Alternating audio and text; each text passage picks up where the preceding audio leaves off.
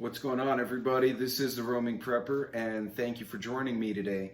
For those of you who joined me on my Friday live at the shooting range, I hope you had fun watching me battle the damn stainless or the big iron and steel targets with a 22. That was comical. We finally defeated the Super Chicken. For those of you who are wondering who the Super Chicken is, go see the video because it's kind of comical. And the chat was just hysterical. But back to serious stuff on Saturday. So this is your Saturday sit rep. I hadn't done a Saturday sit rep in a while. A lot of them have been kind of live, you know, just kind of random news. But this is a compilation of released information. It's all public sector stuff, public release stuff for the current events going on. So I'll be right back, and then we're going to get into this because there are a few things that I find very interesting. So hang on just a second.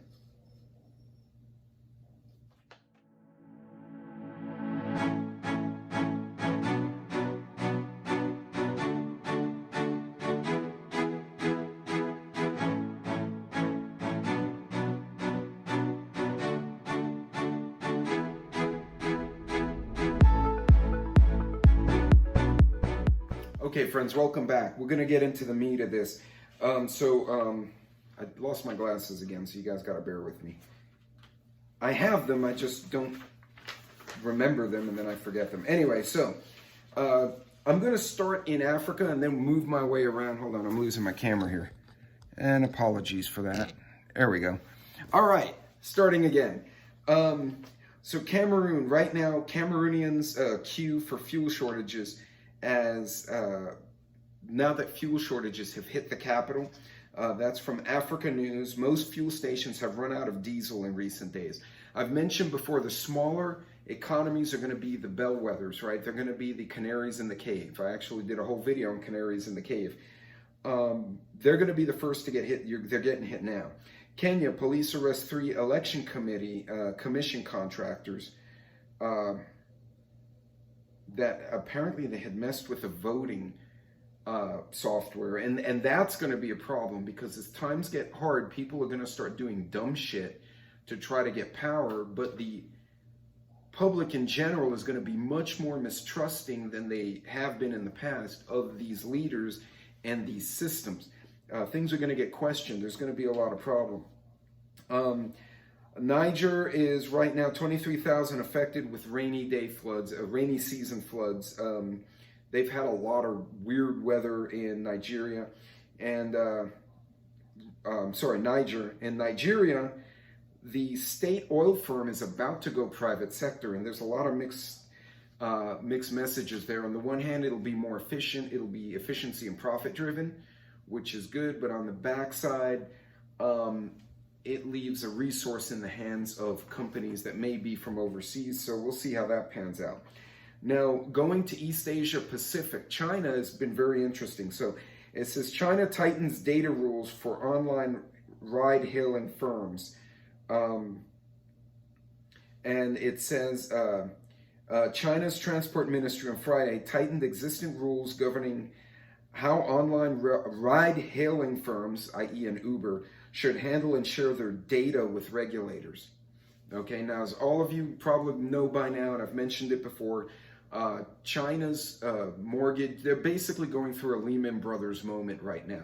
Their mortgages, their buildings, all these construction projects they've had for years that they've included in their GDP and have falsely inflated that GDP are coming to a crashing halt.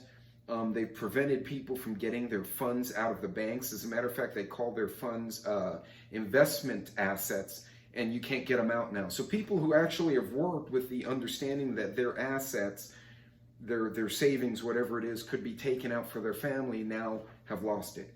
And now the people lost it, literally, and they were rioting at the bank and punching the cops. Then on top of that, 22 cities, the citizens have collaborated collectively and have decided to either pull their money out of the banks or refuse to make payments on mortgages and rentals for places that have not even been completed yet. Because in order to get some of these homes, they had to start paying in advance, kind of like you buy a new build and you kind of pay on it while they're building it. Well, they've never gotten the home, and now the project got bankrupt because of these poor loans. So they just decided to halt funding. So 22 cities have done this at the same time. Now you have multiple cities with people protesting or fighting at the banks. And a few, I think it was Hudson Valley or Angry Prepper, I don't remember who put it out there first. There were like 4 or 5 people actually threw it out within a 2-hour period. They're rolling tanks into the city. That's a very heavy-handed response for China, even for a communist country, a dictatorship. If you think about it, this isn't 40, 50 years ago, 60 years ago, where what they did in China, nobody knew about. It was all hearsay, or you got it through a spy, right? People have Twitter, they have cell phones, they have sat phones. The images are getting out. And that's very heavy-handed. It makes the Chinese government look like they're panicking. It looks like they're a little bit out of control with the populace to roll tanks into what was a bank protest. What the hell? Now, go to 2020 when the Rona first appeared. China was welding people into their apartments, right? China had uniformed soldiers and the doctor types in the little green hazmat fluffy suit, the little Stay Puft suit for hazmat, and they were pulling people out of their apartments, putting them in a paddy wagon, and sending them to a 10,000 bed hospital they built in 2 weeks. I was watching that going, that's a very heavy-handed response. It's a freaking, at the time we didn't know what it was. We thought it was like a MERS, a SARS, which it is. That's a really heavy-handed response for a respiratory illness that they're kind of scared. That means that they knew something that the rest of us didn't, right? Because they do keep it clamped down.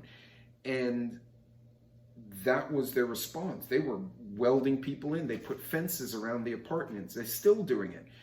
But at the beginning, I saw that, a lot of us saw it, and I'm like, man, why do you need to do that? Like, if there's a sickness, you just tell the populace, hey, you have to come here and get tested because you'll get sick. They were locking people in. They were putting L brackets on the door so you can only open it so much to hand food in and out and garbage in and out. And they were banned from leaving their apartments. When a country like that, a dictatorship reacts that severely to something, it's because there's something else going on that all of us are not seeing, but they're seeing, and it's scaring the government, it's scaring the leaders. And for them to roll, and when I say tanks, folks, I'm not talking about, the deuce and a half type army trucks, or even an MRAP, like an armored vehicle like the SWAT teams use now. I'm talking about tanks, like it looked like a T-90, but the Chinese version. This is a main battle tank. This is meant for a battlefield. And they rolled a bunch of them down the street and just blocked up the road with the protesters on the side kind of sitting there in shock. That's a very heavy response. And now it does get out. The images got out, and now everyone's like, what the hell's going on there? Are you losing control? I have a friend who works in Europe. He's a very close friend of mine. We've known each other since we were in college. And he has to travel much like I do, different role, but he travels all over Europe and Asia. And he comes to the States from time to time, and we caught up on a Zoom call.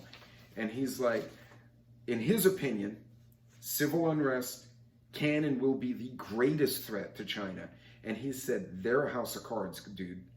I said, that bad? He said, it could get bad. And he said what his fear is, which is legitimate, is that in order to redirect the attention of the people, they'll go pick a fight somewhere to redirect folks. Remember 1984? War is peace. If your country's at war, it's peaceful at home because they have an enemy to focus on. Think about that. And hopefully we're both wrong.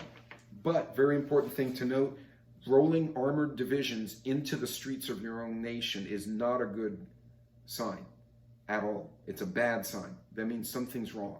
And at some point, the soldiers' families are going to get hungry too. And then what? Who are you going to send to control the soldiers? Yeah, there's a lot going on. There's something not right in China. But again, it's that progression. The small economies like the Cameroons, the Ethiopias, the Ecuadors, then the Sri Lankas, and Italy's prime minister just was trying to step down. But now, bam, China. Serious stuff. So pay attention, because look how much Rona disrupted our supply chain. And a lot of the products were coming from like Indonesia and Bali and India, but they had to go through Shanghai, right? They couldn't redirect enough into Malaysia to get them to LA. If they get into some kind of civil conflict in China, you want to talk about a supply chain disruption? Crap, that would be bad. Anyway, so China, more control over the data. So good news on the good front in Europe, moving to Europe now. Ukraine and Russia set to sign a deal resuming grain exports. This was from earlier today. My understanding right now is that deal did go through. The two countries have agreed that certain exports will begin again going to Egypt, to Africa, which is good for those small economies because they're going to be desperate. Keep in mind, not only is the current grain supply that is in the warehouses, whatever, not getting delivered, in some cases it's getting destroyed from the conflict in Ukraine, Russia, but this is planting season from what I've read.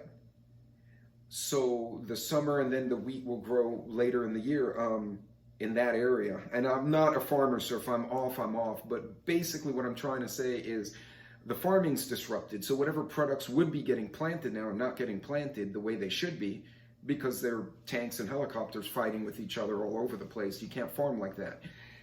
So not only do we have the current supply not making it to the market, but the future supply that should be getting planted, should be getting harvested, should be getting processed is not making it to the supply chain either. That's going to be a problem. But the good news is if they can find some way to designate certain areas where ships can go in and out without mines and torpedoes, that might be beneficial. So hopefully that works. United Kingdom, they're trying to replace Boris Johnson. I think him stepping down hurt Ukraine because he was a big voice in Europe against Putin, and Ukraine lost a real good ally. And again, I did a video earlier, are we losing our friends at the wrong time? And you know, Prime Minister Abe got killed, you know, Johnson stepped down. There's a lot going on, so watch those leaders movements. Then Libya still having a lot of issues. Libya has a good oil field, but several dead in clashes between Libyan security forces and rival factions of government. So they still have rival government factions. They're still fighting with each other. Hold on, lost my page there. Sri Lanka. Sri Lanka's unpopular new president, so apparently the guy that took over, nobody likes him, has now named an even more unpopular president as the prime minister. Angry demonstrations in Sri Lanka have occurred, already upset about the man who's taken over the country as new president. We're given more bad news when another unpopular politician was named as prime minister. So these folks can't get a break, and it's only a matter of time before it really starts getting ugly. Keep in mind, again, the soldiers will fight to protect order, but there's a point where their kids are getting hungry too. And if it gets to that point, you're going to see a coup, like a straight up coup. So we'll see how that goes. Colombia still fighting. Western Hemisphere now moving to this side of the world. Colombian illegal armed groups propose a ceasefire with the incoming government. That's good news for them. So they have criminal gangs, basically the cartels. They have a communist group. They have a pro-capitalist group. They have different groups all fighting with each other. And the government said, all right, look, let's just stop, okay? Because we got to get some ground rules here. It's not helping any of us. And they agreed. So shockingly, Colombia's top criminal gangs who are linked to producing and trafficking cocaine on Thursday proposed a ceasefire with the incoming government and of leftist Gustavo Petro as a starting point to peace talks. 6 groups are going to collaborate to try and find a peaceful solution. Now, notice what I said there, the leftist president. We already got a leftist president in Venezuela. Argentina's kind of teetering on leftist, and now Colombia. We'll see where that goes. I know Colombia's not a fan of the Russians, like Venezuela is, and they're definitely not a fan of the Cubans, because what happened during the Cold War, some shit went down between them, but you got to be careful there. Mexico, 3 injured, hundreds evacuated in Mexico pipeline fires.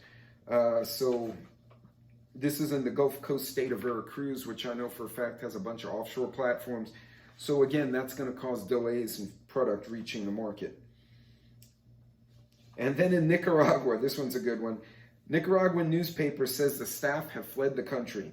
One Nicaragua leading newspaper announced Thursday on its website that its staff have been forced to flee the country and will continue working from outside Nicaragua after the authorities took control of the editorial offices because they didn't like what they were saying. And sadly, you're going to see more of this as time goes on. They're going to start lashing out at the populace if the reporters speak up. You know, I don't understand in America the disconnect between the 2A and the free speech and, you know, the rights of the people and the media. They should all be watching the leaders, not fighting with each other. When we're fighting with each other and the media is picking on the 2A and the 2A is picking on whatever group here, and we're all, you know, who's not getting paid attention to is the people up top who conveniently sell stocks right before their spouse who's in Congress endorses a support plan for that same type of company. You see what I'm saying? We're so busy fighting with each other, we're not paying attention. But a lot of instability, a few tidbits of good news in there. Going back to China, guys, if something happens, right? They in the western part of the country, there's the Uyghurs, I don't know how to pronounce it, Uyghurs, which is a Muslim minority community. Rumor has it they've actually been treated pretty much like they're in concentration camps. And that's pissing off other countries. And then of course China and India are getting into little brawls over the Himalayas. I'm very shocked that China was so heavy-handed. I expected the riot troops. I mean, the citizenry is very unarmed, right? If you had that kind of outbreak in the States, you'd need the military because you'd have a lot of people who were former military all of a sudden deciding, hey, this is ugly, and they're going to get into it. It would become very convoluted. But these people are unarmed. They're just desperate. They're hungry. They have no food. They have no money to buy food and food shortages to boot. And to roll tanks into your own populace, to scare them, to me, and I could be wrong, to me that reeks of a leadership that is scared. They're looking at this going, we need to put a lid on this now or it's going to get out of hand. And the fact that right now, and some people who released that news got arrested already, but 22 cities are coordinating. What's going on? People are going to get pissed, and it would behoove leaders around the world to pay attention to this. Right now, there's I believe the Dutch, and then up in what is on the Canadian border, the truckers about shut down one of the crossings again. You've got farmers shutting down parts of Europe. The people are pissed. And the fact that our leaders don't see this, they're completely tone deaf, that just screams civil unrest. So, you know, take away from this, pay attention to these little moving parts because they do add up. That's something you need to plan for. And again, that's why we'll tell you, you know, stock your food. If you can't, you know, within your budget, get the extra cans of green beans, get the extra food, whatever it is you're getting. Because practice with your pews. Those of you who saw my live with the Super Chicken Target, which was kind of funny actually, you know, get competent. If you haven't taken that pew out in a while, go take it out, tear it down, clean it, make sure it function checks, go to the range and throw some downrange. Okay, you don't have to do it all the time. I mean, if you can afford to, you have the ammo, go after it, be happy. But if not, at least become competent again. Okay, because if you have civil unrest, if you have riots, whatever it is, like we did in 2020 and part of 2021 here in the States and in parts of Canada, the authorities who normally would help you are going to be tied up. So if something happens at your house, you're going to have to deal with it. Whether it's a first aid, whether it's a violent incident, whether it's something as simple as a fire, or someone just gets sick, whatever it is, I would recommend highly everyone start transitioning to skill sets a little bit more. I mean, don't stop buying what you need, obviously, but work on those skill sets. Work on the pew skills. Work on the first aid skills. You know, don't forget 101 things like under my kitchen sink, right? You get a fire and fire rescue is dealing with a riot and burning buildings downtown, and your house catches fire. Doesn't have to be an evil act. It could be, you know, the kids, you know, spilled oil on the gas stovetop and boosh, you got a fire in the kitchen. You're going to have to deal with it until the fire truck can break free. Be able to take care of yourself in a pinch, in an emergency that you'd normally call an ambulance or firefighter for. Because expect those response times are going to get longer because of stuff like what we're seeing going on. These riots, these shutdowns, these leaders who, an unpopular leader left a less popular leader in command who then apparently designated an a-hole to be the prime minister. The people are going to be pissed. They already ran the first president out of the damn mansion and then went and partied in his pool. So, and again, like Niger, the flooding, 23,000 people affected or displaced. You're going to see people starting to move, lack of food, lack of safety. They're going to start migrating. They're going to start moving. It's going to put pressure on other societies, and they're going to start fighting. It's going to string our ability to respond thin as a society, as a country. So make sure you can take care of that. Do you know how to use a tourniquet? Do you know how to use an Israeli bandage? Do you know what one is? If you don't, look it up. Google it. Read about it. You have a question, as always, throw it in the chat. If I can't answer it, I promise you someone in my chat will answer it. Hell, I'll even post it on my community page as a post and go, hey, this is a question. What are your answers? At my shooting range live, we talked about 1-point sling, 2-point sling, 3-point sling. We also talked about if you had to choose one firearm, what would you choose? 12-gauge shotgun, an AR, a 22, bolt-action rifle, lever-action rifle. I mean, each has their pros and cons, and there was a really good debate in the chat about which way would you go. Personally, you can't go wrong with any of them if you have the right ammo. But get competent. Make sure you have something like that. If you can't afford an AR, that's fine. Get a shotgun for a couple of $100. Get a used 22 for 75. Whatever it is you can afford. Get a BB gun even. That's a great way to get rid of cats and rats. And hunt squirrels if you need to. Get those skill sets working again. So I'm actually going to recommend, and again, this is just my own opinion, take a breath and then focus on those skill sets. Because as this kind of instability grows, you're going to see those response times that get longer and longer. And especially if China starts coming undone internally, that's going to screw everyone's supply chain. And at that point, there's no point in our president calling theirs. They don't listen to each other anyway and going, hey, fix your problems, because he's going to be trying to hold on to the country. So it will affect you. So you got to plan for this kind of stuff. Less equipment, less fuel, less product means slower purchasing, slower response times for emergencies. These are the kind of things you want to be prepared for. So your takeaway from this one, right? And I try to give you guys a takeaway. Upgrade your skill sets. Even if all you're doing, if you can practice, great. If you can't practice, at least look online, watch the videos, see how these things are done. So it's not completely new to you and you lock up. You don't have a tourniquet or somebody to practice a tourniquet on. Practice on yourself.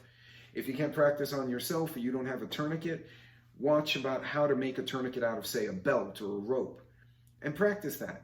That should be really cheap. You can do it, have a little fun with it, show the kids. Well, maybe not show the kids if they're too small, because that could go bad. That could go sideways quickly. But get those skill sets and work with the family. And it doesn't have to be a traumatic thing. You tell the kids, hey, look, here's a first aid kit. If you get hurt, this is how we do it. So we're going to pretend, sister is hurt, and put a little red magic marker and say, okay, she has a hurt. She's cut. So I want you to put a bandage on her, just in case. Because people fall off their bikes, right, kids? You don't have to horrify them and say, there's evil people coming to kill them. No. Kids fall off their bikes, right? No, little Tommy fell off the slide. He got cut, remember? And he bled. Well, what do? Teach your kids. It becomes educational, it becomes fun, and they learn hands-on. And then you're learning because they're going to start asking you questions you may not know the answer to, and it's going to force you out of your box. So do that. And if you can take a first aid, CPR at the local fire department, and if you can volunteer for their equipment or to bring them lunch or whatever, do those things, guys. Upgrade those skill sets. We talk a lot about buying food, buying this, buying that, and that's great. But if you don't have the requisite skills and the practice to go with it, that could bite you. So do that. Take that time and do it. Triple threat firearms. Tarsha does a lot of videos about firearms reviews, and it's not only from a licensed a licensed instructor for firearms, but also from the wife, mom, woman's perspective, which is a bit different from men. You have, Angry Prepper is a former firefighter, right? He has a slew of knowledge. You've got other folks, Tennessee Tactical, you've got Texas Redleg, who I had on my show, former Army MP, was an investigator. He has all sorts of insights. There's so many people in our community who can give you or share some bits of their knowledge that you can run with. Just do that. I put my videos, but don't just look at mine. I have a certain way of doing things. Everyone has their own take. Find what we do that works for you.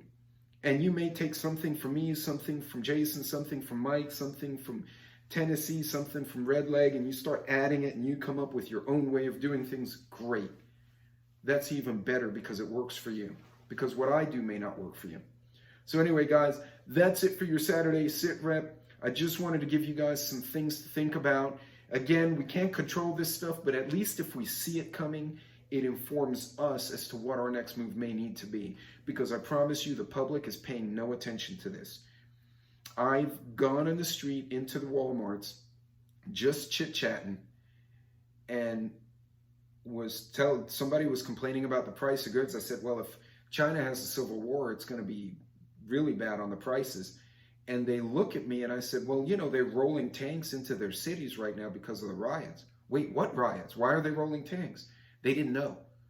And it wasn't one random dude. It was like a whole group of people waiting in line at Walmart, because that's apparently what Walmart likes to do, make you wait in freaking line. None of them knew. None of them knew. I can't understand that, guys. It's like they don't even want to. They're like, I can't read the news. No, I want to read the news, the good news and the bad news, because that gives me a course of action. So guys, take away with that. Don't be the person who's like, what the hell's going on? Try to stay ahead of it as much as we can. Don't panic. Plan, train, and as Redleg said, then execute. Okay, so guys, and by the way, I got to meet Redleg, as he mentioned in his video. Great guy. We got to have coffee and talk about all the jacked up things in the world right now. But if you can meet other people who are other creators or like-minded, even better, because now you have someone to bounce an idea off of, and that becomes good. Community is going to be key, but training, you got to bring something to the table, not just canned goods. If you have some kind of knowledge, that can be invaluable. It could save someone's life, even if it's just a regular emergency, like you have a fire in the house, in the kitchen, or you have a car accident. You could save someone's life with that tourniquet. So guys, that's it for today. God bless, Godspeed. I will see you sometime next week. And if I do a surprise live, I'll try and give you guys a little bit of heads up. Until next time, be safe out there and help each other out if you can. And I will catch up to you next week.